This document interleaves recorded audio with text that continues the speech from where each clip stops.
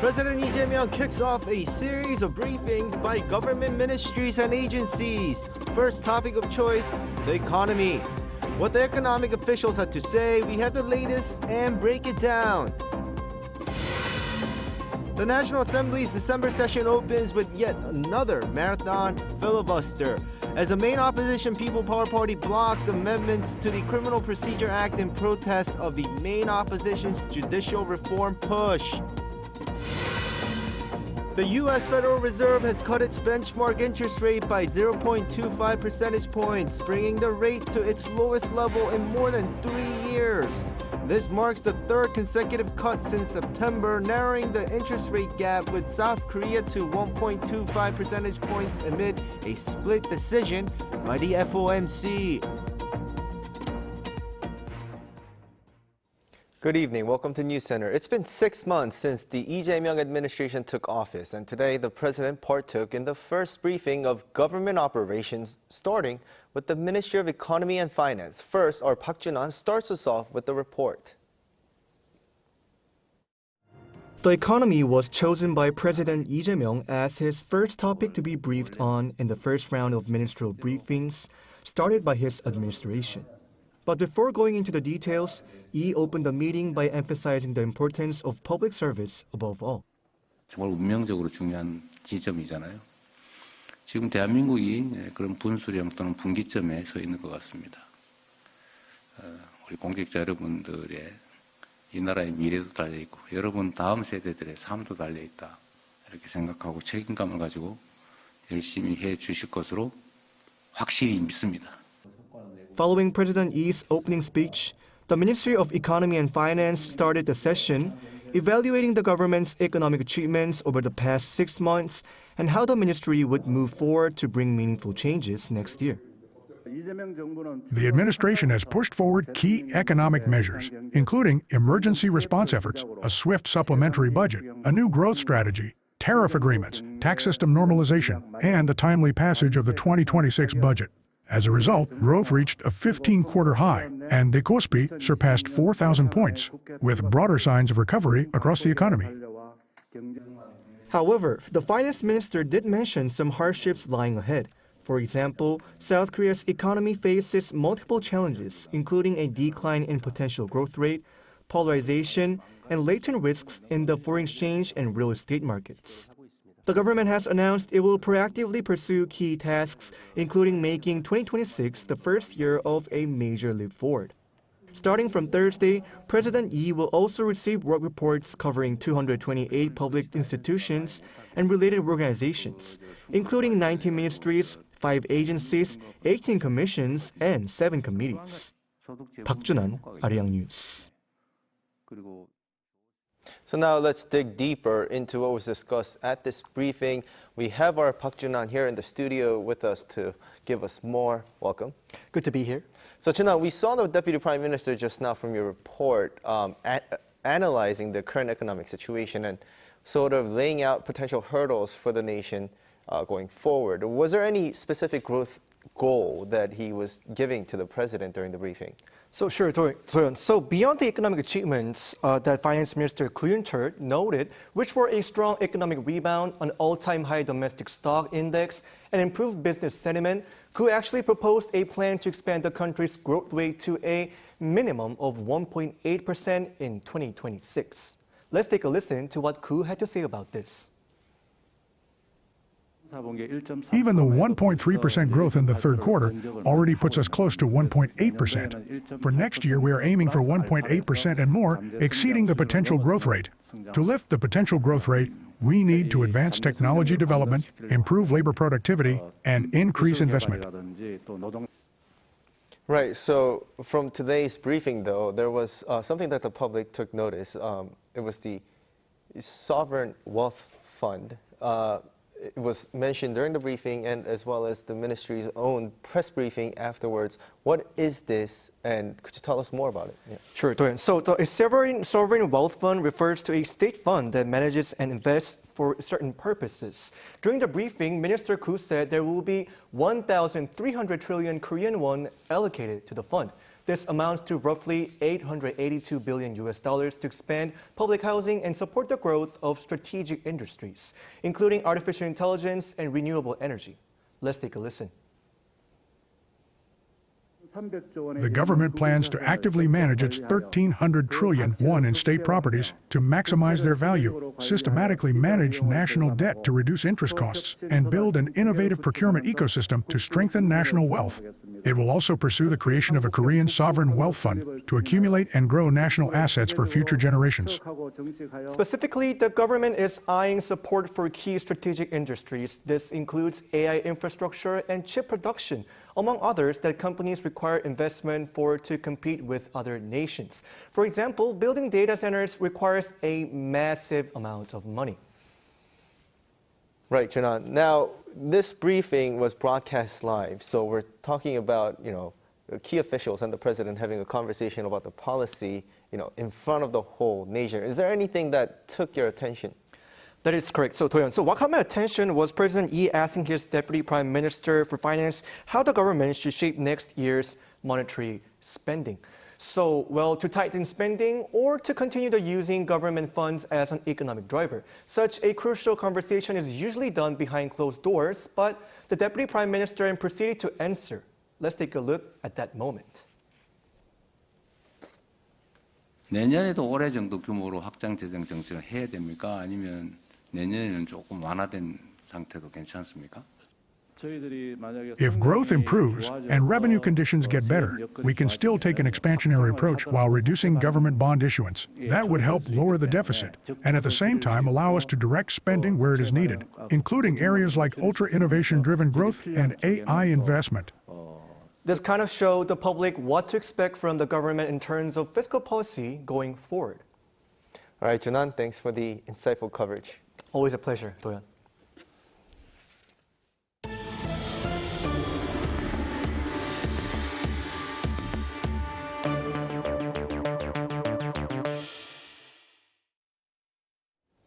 President Lee Jae-myung will hold a summit with Lao President Sisoulith next Monday. According to presidential spokesperson Kang Yoo-jung, the Lao president and his spouse will begin a two-day official visit to South Korea on Sunday at the invitation of President Lee. The two leaders are expected to discuss strengthening cooperation in security and trade, as well as joint efforts to combat online scam crimes. President Sisoulith comes as Seoul and Vientiane mark the 30th anniversary of the re-establishment of diplomatic ties this year.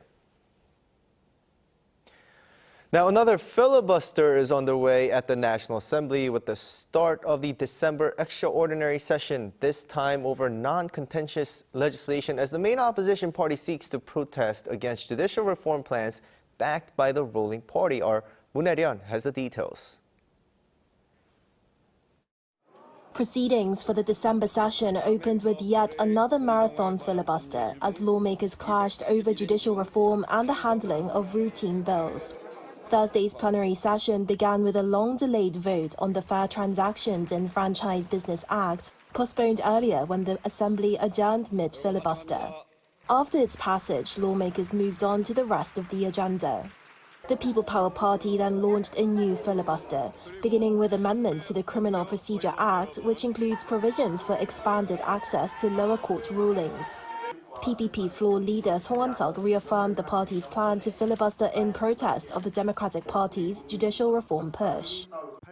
The nature of the 8 evil bills is clear. Creating a special tribunal for insurrection cases and establishing a new judicial distortion offense are blatant violations of the separation of powers and judicial independence. Expanding the number of Supreme Court justices and abolishing the Court Administration Office appear to be unjustified attempts to reshape the judiciary to fit the administration's preferences. The DP criticized the move, saying that the PPP had once again demonstrated its lack of willingness to cooperate. This is not lawmaking. It is holding people's livelihoods hostage. The Democratic Party will fulfill its responsibilities to the end. No matter how much they try to obstruct us, we will keep moving forward for the sake of the people. 2 more bills remain on the agenda: amendments to the Banking Act and the Act on the Performance of Duties by Police Officers. These amendments cover limits on banks' use of extra fees on interest rates and new police authority in border areas.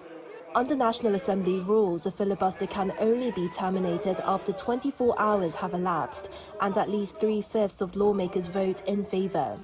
With each item requiring a separate vote to end each filibuster, the remaining bills are expected to pass by the 14th. 문혜련, 아리랑 뉴스. Wrapping up the year, which welcomed a new government into the office, the Minister of Unification laid out his intentions to proactively pursue engagement with North Korea. Our Oh Soo-young reports. South Korea will renew its push to reopen talks with North Korea next year, anticipating major regional shifts with the upcoming US-China summit. On Wednesday, Unification Minister Chung Dong-young held an off-camera conference with correspondents, setting the tone for his priorities next year, saying he will strive to turn 2026 into a base year for peace and coexistence. On promoting dialogue with Pyongyang, he pointed to a major diplomatic event, the April meeting between US President Donald Trump and his counterpart Xi Jinping in Beijing, noting that the two leaders could influence North Korea's strategic calculations and set the tone for regional engagement. Chung said Seoul must be ready if Pyongyang recalibrates its position and allows even a minimal opening for contact, particularly as North Korea enters a period of internal reassessment ahead of its 9th Party Congress, reflecting on economic direction and external partnerships.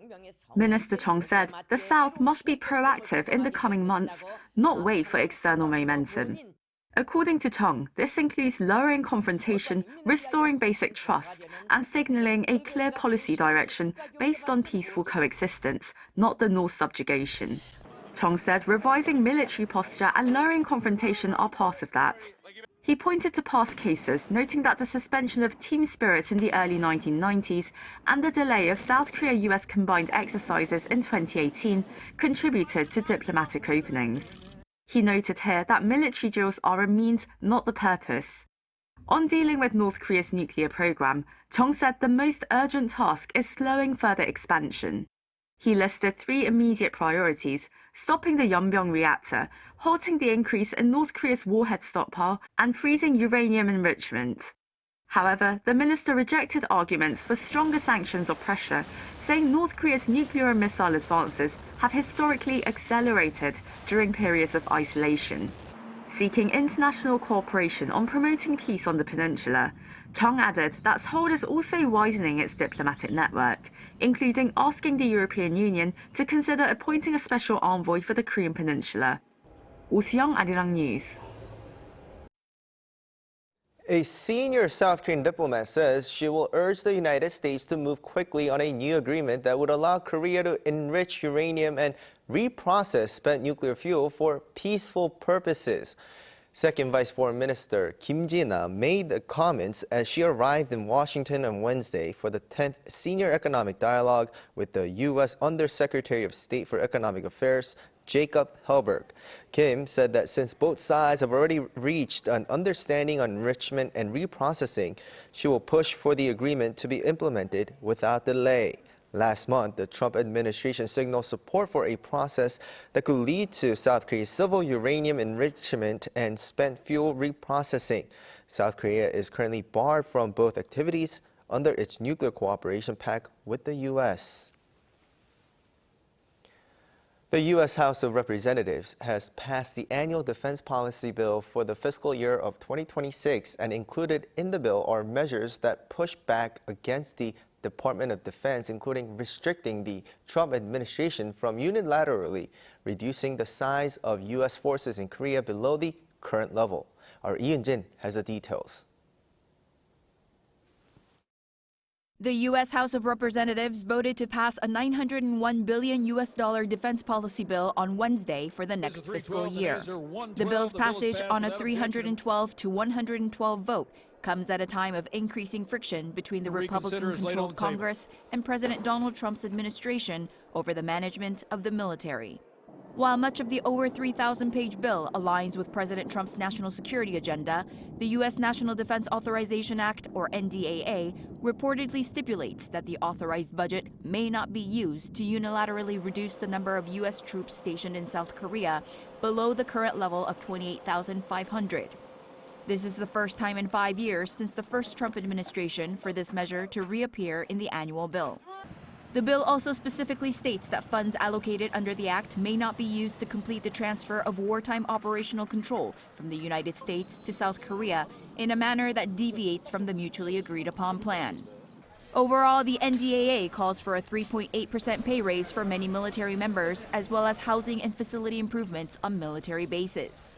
The bill also provides $400 million in military assistance to Ukraine in each of the next 2 years, and includes other measures reinforcing the U.S. commitment to Europe's defense. Lawmakers also included a provision that would withhold a quarter of Defense Secretary Pete Hegseth's travel budget until the Pentagon provides Congress with unedited video of the strikes against alleged drug boats near Venezuela. Having passed the House, the bill is expected to pass in the Senate next week before it lands on President Donald Trump's desk, which the president has said he will sign. The NDAA is one of a few major pieces of legislation to make it through Congress every year, and lawmakers take pride in having passed it annually since 1961. 이은진, 아리랑 뉴스. The U.S. Federal Reserve once again cut its benchmark interest by a quarter percentage points, the third consecutive rate cut this year. With the cut, the rate gap with South Korea has narrowed. Our An Sung-jin has a story. The U.S. Federal Reserve has cut its benchmark interest rate by 0.25 percentage points, bringing the rate to its lowest level in more than 3 years. It announced on Wednesday that Federal Open Market Committee had lowered the federal funds rate from the previous 3.75 to 4% range to 3.5 to 3.75%. The Fed's decision marks the third consecutive rate cut since September, lowering the rate by a total of 0.75 percentage points this year. It cited an uncertain economy, including a slowdown in employment growth rate as well as rising inflation. Of the 12 voting members, 9 supported the decision while 3 opposed. The Chicago Fed president and Kansas City Fed president argued that the policy rate be left unchanged, while board member Christopher Waller, a close ally of U.S. President Donald Trump, pushed for a deeper 0.5 percentage point reduction. Everyone around the table at the FOMC agrees that inflation is too high and that we want it to come down. Where the difference is how do you weight those risks and what does your forecast look like? Regarding future rate cuts, the Fed used more cautious language, saying it would consider the extent and timing of additional adjustments. As the U.S. benchmark rate fell to 3.75% following the Fed's latest decision, the rate gap with South Korea has narrowed to 1.25 percentage points, based on the upper limit of the U.S. rate range. Meanwhile, U.S. President Donald Trump spoke about the Fed's decision. I mean, this guy, the head of the Federal Reserve, is a stiff. He did a rather small number that could have been doubled, at least doubled. On Wall Street, attention is now shifting to who will become the next Fed chair, with Kevin Hassett, head of the White House National Economic Council, considered as a leading candidate. The finalists could come as early as later this month. An Sung-jin, 아리랑 뉴스. Now, foreigners allowed to travel to the United States without a visa could soon be asked to provide 5 years of social media history, as Washington is now seeking to require tighter screening for travelers entering through the ESTA visa waiver program. Our Lee Seung-jae has more. The Trump administration is moving to tighten screening for travelers entering the United States through the ESTA visa waiver program. ESTA stands for Electronic System for Travel Authorization, which allows citizens of eligible countries to visit the United States for up to 90 days without a visa. A new notice posted Wednesday by U.S. Customs and Border Protection outlines a proposal that would require applicants to submit social media information from the past 5 years. The agency says it's seeking public comment for 60 days on the plan. The proposal stems from an executive order President Donald Trump signed in January to strengthen protections against foreign terrorists and other national security threats. If implemented, the changes would significantly widen the scope of information reviewed during the travel authorization process. According to the notice, social media accounts would become a mandatory part of every ESTA application. CBP is also considering the addition of what it calls several high-value data fields. These include personal and business phone numbers used in the last 5 years, email addresses used in the last 10 years, and detailed information about applicants' family members, including names, dates, and places of birth, residences, and phone numbers. The agency would also have the authority to request biometric data when needed, including fingerprints, DNA, and iris scans. Another major change is the plan to decommission the current ESTA website and shift all applications to a mobile app, which would become the exclusive platform for submitting new requests. Public comments on the proposal must be submitted by February 9th. Once the review period closes, the administration is expected to move ahead with implementation. If approved, the new requirements would mark one of the most extensive expansions of data collection in the history of the visa waiver program. 이승재, 아리랑 뉴스. The female creators and cast of K-pop Demon Hunters are ranked at number 100 on Forbes 2025 list of the world's 100 most powerful women. Forbes acknowledged the power and potential of the movie K-pop Demon Hunters, saying the main character's K-pop girl band Huntrix became the first animated girl group to top the Billboard 100 with Golden. Forbes also noted that Golden reached 1 billion streams on Spotify. Among South Korean business leaders, Lee Boo-jin, CEO of Hotel Silla, and Choi Soo-yeon, CEO of Naver, secured 90th and 91st places, respectively.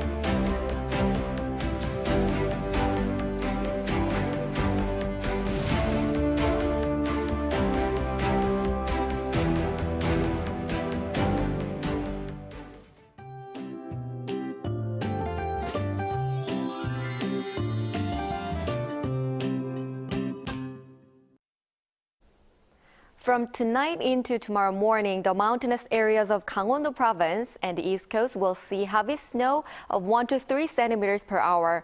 A preliminary warning for heavy snow is already in place for the eastern parts of Gangwon-do province, where more than 10 centimeters of snow could pile up. Behind the rain clouds, a surge of cold air will move in as well, and temperatures will plummet sharply tonight. A cold wave advisory has been issued for areas along the west coast and northern parts of Gyeonggi-do province. Most areas will start off below 0 degrees, with Seoul at -3 degrees Celsius, Chuncheon and Daejeon at -5 degrees. Highs will rise up to 6 degrees in Seoul and Chuncheon, 14 degrees in Jeju. Another round of rain and snow is expected on Saturday across the country, and once that clears out, Sunday will become cold again. That's all for Korea. Here are the weather conditions around the world.